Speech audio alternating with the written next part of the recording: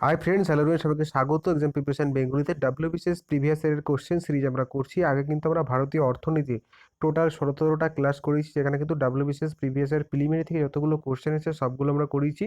এবং এখন আমরা করছি ডাব্লিউবিসিএস প্রিলিমিনারি ভারতীয় সংবিধানের ক্লাস, যেখানে আমাদের কিন্তু অলরেডি সব টপিকগুলো কমপ্লিট হয়ে গেছে।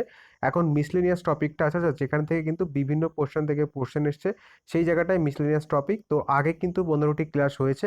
তো আগের 15টি ক্লাস তোমরা দেখার জন্য ভিডিও লিস্টে চলে যাও।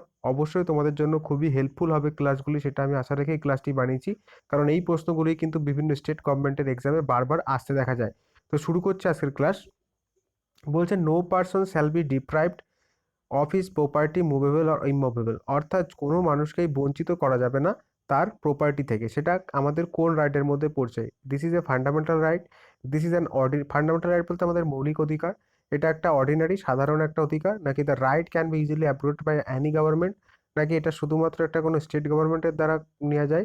This right created by landmark court, নাকি একটা ল্যান্ডমার্ক কোর্টের মাধ্যমে এটাকে, অর্থাৎ জাজমেন্টের মাধ্যমে সুপ্রিম কোর্টের করা হয়েছে। তো সঠিক অ্যান্সার আমাদের এখান থেকে হয়ে যাবে এই ক্ষেত্রে option B, this is an ordinary right. এটা আগে আমাদের ফান্ডামেন্টাল রাইট ছিল, কিন্তু 1978 সালে 44তম অ্যামেন্ডমেন্ট অ্যাক্টের মাধ্যমে কি করা হয়, এটাকে বাতিল করে দিয়ে এটাকে একটা অর্ডিনারি রাইট বানিয়ে দেওয়া হয়, যেটা কিন্তু আমাদের এখন বর্তমানে 300A আর্টিকেল, 300A আর্টিকেল এবং পার্ট 12 এটা কিন্তু আছে। পরবর্তী কোশ্চেনে যাব। How many schedules are there in the Indian constitution, অর্থাৎ ভারতীয় সংবিধানে কতগুলো শিডিউল বা তপশিল আছে? তো বর্তমানে যেগুলো আছে সেটা আমাদের বলতে হবে। তো 6, 10, 11, 12, সঠিক অ্যান্সার হয়ে যাবে এখান থেকে অবশ্যই সকলে জানো 12। এবং এটা কিন্তু যখন আমাদের সংবিধান তৈরি হয় তখন ছিল মাত্র 8টা, কিন্তু পরবর্তীতে যুক্ত হয়ে এখন বর্তমানে 12, অর্থাৎ 12টি সংবিধানের তপশিল আছে। পরবর্তী question, to be granted the status of official opposition in legislature of a political party must have at least, অর্থাৎ কোনো পলিটিক্যাল পার্টিকে যদি লেজিসলেচারে তোমার বিধানসভাতে বা যে কোনো লেজিসলেচারে যদি তার অপোজিশন পার্টি হতে হয় বা বিরোধী দল হতে হয়, তাহলে তাকে কত পার্সেন্ট ভোট পেতে হবে? বলছে option A 10% of elected members, 10% যে ইলেক্টেড মেম্বার হয়েছে তাদের, নাকি 15% ইলেক্টেড মেম্বার, 5% ইলেক্টেড মেম্বার, নাকি 7% ইলেক্টেড মেম্বার। তো সঠিক অ্যান্সার আমাদের এই ক্ষেত্রে হয়ে যাবে 10% অফ ইলেক্টেড মেম্বার্স, অর্থাৎ 10% যে মানুষ ইলেক্টেড মেম্বার্স বা সদস্যরা যুক্ত হয়েছেন তাদের 10% কি হতে হবে, সেই অপোজিশন পার্টি থাকতে হবে। তাহলেই কিন্তু সেটা একটা অপোজিশন পার্টি থাকবে। পরবর্তী কোশ্চেনে যাওয়ার আগে একটা ছোট্ট ইনফরমেশন, ডাব্লিউবিসিএস মেন্সের এমসিকিউ আমরা করেছি, তার প্লেলিস্ট নিচে তোমাদের ডেসক্রিপশন বক্সে দিয়ে দেবো, সেখান থেকে অবশ্যই তোমরা ক্লাসগুলো দেখতে পারো, তোমাদের এমসিকিউ এর ক্ষেত্রে বিশেষ সুবিধা করবে সেই ক্লাসগুলি। পরবর্তী 4 number question, what is the minimum period of stay of a person applying for Indian citizenship, অর্থাৎ ভারতীয় সংবিধানে যদি কাউকে ভারতীয় নাগরিকের আবেদন করতে হয় তাহলে থেকে কত বছর ভারতে থাকতে হবে? 3 বছর, 5 বছর, 6 বছর, নাকি 10 বছর? সঠিক অ্যান্সার এই ক্ষেত্রে আমাদের হয়ে যাবে অপশান বি, 5 বছর। অপশান বি সঠিক অ্যান্সার, 5 বছর। পরবর্তী question, first general election of independent India was held in, অর্থাৎ ভারতীয় সংবিধানে প্রথম যে জেনারেল ইলেকশন হয় বা যে সাধারণ নির্বাচন হয় সেটা কত সালে হয়েছিল? 1949, 1951, 1952, 1962।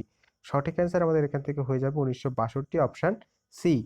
পরবর্তী question, Sikkim become a full place state of India in, অর্থাৎ সিকিম কত সালে ভারতের একটা আহ, মানে স্টেটে পরিণত হয়, ফুল প্লেস স্টেট, অর্থাৎ তাকে সম্পূর্ণ একটা রাজ্যের সম্মান দেওয়া হয়ে থাকে? 1985, 1975, 1965, 1875। সঠিক অ্যান্সার আমাদের এই ক্ষেত্রে হয়ে যাবে অপশান বি, 1975। এবং এটা হয়েছিল কততম অ্যামেন্ডমেন্টের মাধ্যমে? 36th অ্যামেন্ডমেন্ট অ্যাক্ট 1974 এর মাধ্যমে কিন্তু সিকিমকে কি করা হয়, ফুল প্লেস স্টেজের মর্যাদা দেওয়া হয়। পরবর্তী question, which is the first linguistic state of India, অর্থাৎ ভারতের প্রথম ভাষাভিত্তিক রাজ্য কোনটি? ওয়েস্ট বেঙ্গল, অন্ধ্রপ্রদেশ, বিহার, নাকি পাঞ্জাব? সঠিক অ্যান্সার আমাদের হয়ে যাবে এখান থেকে অন্ধ্রপ্রদেশ। অন্ধ্রপ্রদেশ 1953-তে কি হয়, আমাদের প্রথম ভাষা ভিত্তিতে গঠিত রাজ্য হিসেবে পরিচিত হয়। পরবর্তী question, the first general election of independent India was held in the year, এটা দেখো আগেও পড়েছি, এই কোশ্চেনটা রিপিটেড হয়েছে বলে দুবার দেওয়া। তো কত সালে প্রথম ইন্ডিপেন্ডেন্ট ইন্ডিয়ার জেনারেল ইলেকশন বা সাধারণ নির্বাচন হয়? 1951, 52, 55, 65। সঠিক অ্যান্সার তোমরা অবশ্যই সকলে জানো, আগের ক্লাসেই দেখেছো, আগের প্রশ্নতেই 1952। পরবর্তী প্রশ্ন, article 370 of the constitution of India applicable in, অর্থাৎ 370 যে আর্টিকেল আছে সেটা কার সঙ্গে জড়িত? মহারাষ্ট্র, জম্মু কাশ্মীর, কর্ণাটকা, বিহার। তো সঠিক অ্যান্সার আমাদের হয়ে যাবে অপশন বি, জম্মু কাশ্মীর। এই জম্মু কাশ্মীরের এই যে আর্টিকেল ছিল 370, এটাকে কিন্তু বর্তমানে আর নেই। জম্মু কাশ্মীর কিন্তু এখন আমাদের একটা ইউনিয়ন টেরিটরিতে পরিণত হয়ে গেছে। তো তোমরা অবশ্যই সকলেই জানো সেটা। তো এটা আগের প্রশ্ন, সেখান থেকে এসেছিল। 370টা কার সঙ্গে যুক্ত? জম্মু কাশ্মীরের সঙ্গে। পরবর্তী question, the protection of woman from domestic violence, অর্থাৎ যে মানে বলতে পারো গৃহস্থ ক্ষেত্রে যে ভায়োলেন্স হয় মহিলাদের ক্ষেত্রে, সেই ক্ষেত্রে যেটা সেটা সেই আইনটা 2005 সালে আনা হয়। তার বিরুদ্ধে যে আইনটা, যে এই ডোমেস্টিক ভায়োলেন্স করা যাবে না, তো applicable of all state and union territories expect, অর্থাৎ সমস্ত স্টেটেই কিন্তু লাগু হয়, কিন্তু কোন জায়গায় সেটা লাগু হয়েছিল না সেই সময়? অন্ধ্রপ্রদেশ, জম্মু কাশ্মীর, লক্ষদ্বীপ, গুজরাট। সঠিক অ্যান্সার হয়ে যাবে জম্মু কাশ্মীর। কিন্তু বর্তমানে কিন্তু এটা জম্মু কাশ্মীরে লাগিত হবে, কারণ জম্মু কাশ্মীর এখন কি হয়ে গেছে, আমাদের ইন্ডিয়ার কনস্টিটিউশন মেনে চলতে হয়, কারণ 370 ধারা এটা কিন্তু এখন বর্তমানে বাতিল হয়ে গেছে। পরবর্তী question, which of the following is included in the employment state insurance act 1948, অর্থাৎ 1948 সালের যে সরকারি এমপ্লয়মেন্ট স্টেট ইন্স্যুরেন্স যেটা আছে, তো সেটা ইন্স্যুরেন্স আছে এমপ্লয়মেন্টদের, অর্থাৎ যারা কাজ করে তাদের একটা ইন্স্যুরেন্স। তো সেই ক্ষেত্রে তাদেরকে কোন ইন্স্যুরেন্সটা এর মধ্যে দেওয়া হচ্ছে? ইন্স্যুরেন্সে কোন কোন বিষয়গুলো আছে? আনএমপ্লয়মেন্ট ইন্স্যুরেন্স, বেকারত্বের জন্য একটা ইন্স্যুরেন্স। মেডিকেল বেনিফিট, অর্থাৎ যে স্বাস্থ্যজনিত বা চিকিৎসাজনিত সুবিধা। মিনিমাম ওয়েজেস, নাকি মিনিমাম অর্থাৎ সর্বমূল্য যে একটা, সর্বনিম্ন যে একটা ওয়েজেস বা মূল্য, নান অফ দ্য অ্যাবভ কোনোটিই নয়। সঠিক অ্যান্সার হয়ে যাবে অপশন বি, মেডিকেল বেনিফিট। পরবর্তী question, in which general election did the Congress party lost majority in the parliament for the first time, অর্থাৎ কত সালে প্রথম কংগ্রেস পার্টি পার্লামেন্টে তাদের মেজরিটিকে কি করতে হয়, ফেল হয়ে যায়, অর্থাৎ তারা সেই সময় আসতে পারেনি সেই বছর ক্ষমতায়? 1967, 77, 1980, নান অফ দিস। সঠিক অ্যান্সার হয়ে যাবে আমাদের অপশন বি, 1977। এবং এই সময় আমাদের কারা গঠন করে সরকার? জনতা দল গঠন করেন মোরারজি দেশাইয়ের ক্ষেত্রে, এবং মোরারজি দেশাই হয় প্রধানমন্ত্রী। তো এই কোশ্চেনটা কিন্তু অনেকবার আসতে দেখা গেছে, যে আমাদের দেশের প্রথম অকংগ্রেসি প্রধানমন্ত্রী কে ছিলেন? তিনি ছিলেন মোরারজি দেশাই। মোরারজি দেশাই ছিলেন সেই অকংগ্রেসি প্রথম প্রধানমন্ত্রী। পরবর্তী question, to be recognized as a national party it must, এটা টাইপিং ভুল হয়েছে, তো ইট মাস্ট সিট অ্যাটলিস্ট হবে এটা, ঠিক আছে? তো সব থেকে মানে যদি একটা রাজ্য, কোনো একটা পার্টিকে যদি জাতীয় পার্টি হতে হয়, তাহলে ন্যূনতম কতগুলি সিট তাকে পেতে হবে? 10% of valid votes in 4 or more state, অর্থাৎ 10% ভোট চারটের বেশি রাজ্য থেকে। 4% ভোট, অপশন বি বলছে 4% ভোট চারটের বেশি রাজ্য থেকে। 15% ভোট দুটো স্টেটের থেকে যে কোনো, নাকি 15% ভোট না একটা স্টেটাস, 25% ভোট একটা স্টেটাস থেকে? তো সঠিক আনসার আমাদের এক্ষেত্রে হয়ে যাবে option B, 4% of the valid votes in 4 or more state, অর্থাৎ চারটের বেশি রাজ্য থেকে বা চারটে রাজ্য থেকে 4%-এর বেশি ভোট তাদেরকে পেলে, তাহলেই তারা কিন্তু একটা ন্যাশনাল পার্টি হিসাবে বা জাতীয় পার্টি হিসেবে পরিচিত হবে। পরবর্তী question, who was the first deputy prime minister of India?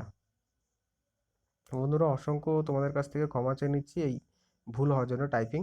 তো ডেপুটি প্রাইম মিনিস্টার হয়েছিল প্রথম, সেটা কে? এল কে আডবাণী, মোরারজি দেশাই, চরণ সিং, সর্দার বল্লভভাই প্যাটেল। সঠিক অ্যান্সার হয়ে যাবে অপশন ডি, সর্দার বল্লভভাই প্যাটেল আমাদের প্রথম ডেপুটি প্রাইম মিনিস্টার, এবং তিনি শেষ ডেপুটি প্রাইম মিনিস্টার। তারপরে কিন্তু কোনো ডেপুটি প্রাইম মিনিস্টার নিযুক্ত হয়নি। এবং আজকে শেষ question, the right to information act is applicable to the whole of India expect to the state of, অর্থাৎ রাইট টু ইনফরমেশন অ্যাক্ট সারা ভারতের সমস্ত রাজ্যেই লাগু হবে, কিন্তু কোন রাজ্য ছাড়া? তো দেখো এখানেও অ্যান্সারটা তোমরা অনেকেই সকলেই বলে দিতে পারবে। তো যারা যারা এই ক্লাসটি দেখছো, তারা অবশ্যই করবে এই অ্যান্সারটি, এবং তোমাদেরকে বলবো এই অ্যান্সারটি যা হবে সেই রাজ্যটি কিন্তু বর্তমানে এটাতে আবার লাগু হয়ে যাবে, কারণ সেই রাজ্যটি বর্তমানে ভারতের একটা কেন্দ্রশাসিত অঞ্চলে পরিণত হয়েছে। তো অবশ্যই তোমরা সেটা জানাতে পারবে, একটা ক্লু তোমাদের দিয়ে দিলাম, সেই রাজ্যটি কিন্তু বর্তমানে আমাদের একটা কেন্দ্রশাসিত অঞ্চলে পরিণত হয়েছে। সেখানে কিন্তু এখন right two applicable information applicable আছে, কিন্তু যখন এই কোশ্চেনটি এসেছিল তখন সেটা অ্যাপ্লিকেবল ছিল না। তো বন্ধুরা তোমাদের জন্য সমস্ত পলিটির কোশ্চেন কিন্তু আমরা করিয়ে ফেলেছি এই 16টি ক্লাসের মাধ্যমে। আর কিছু কোশ্চেন হয়তো আছে 17তম ক্লাসে তোমাদের জন্য করাবো। এবং তোমরা ইন্ডিয়ান ইকোনমির ক্লাসগুলো দেখতে পারো, 17টা ক্লাস টোটাল হয়েছে। প্রিলিমিনারি সমস্ত কোশ্চেন কিন্তু সেখানে আছে। তো যারা যারা সেই ক্লাসগুলিকে দেখবে তারা অবশ্যই আমাদের ভিডিওর যে লিস্টে আছে সেখান থেকে দেখে নিতে পারো। তোমাদের সমস্ত পরীক্ষার জন্যই কিন্তু এটা হেল্পফুল হবে, কারণ এই প্রশ্নগুলি কিন্তু বারবার বিভিন্ন যে পরীক্ষাগুলো আছে স্টেটের, পুলিশ বলতে পারো, ডব্লিউবিপিএসসি, যে কোনো পরীক্ষায় কিন্তু আসতে দেখা যায়। সেই জন্য তোমাদের এই প্রশ্নগুলি কিন্তু এত গুরুত্ব সহকারে করানো। তো ধন্যবাদ সবাইকে ভিডিওটি শেষ পর্যন্ত দেখার জন্য, এবং যদি তোমাদের চ্যানেলটাকে ভিজিট করে ভালো লাগে অবশ্যই চ্যানেলটিকে তোমাদের মতামত জানাবে এবং লাইক কমেন্ট করতে পারো সেই মতামত জানানোর জন্য। এছাড়াও তোমাদের যদি চ্যানেলটিকে ভালো লাগে তোমরা অন্যান্য ভিডিও দেখে, তাহলে অবশ্যই চ্যানেলটিকে সাবস্ক্রাইব করতে পারো পরবর্তী ভিডিও সবার আগে আপডেট পাওয়ার জন্য। ধন্যবাদ সবাইকে।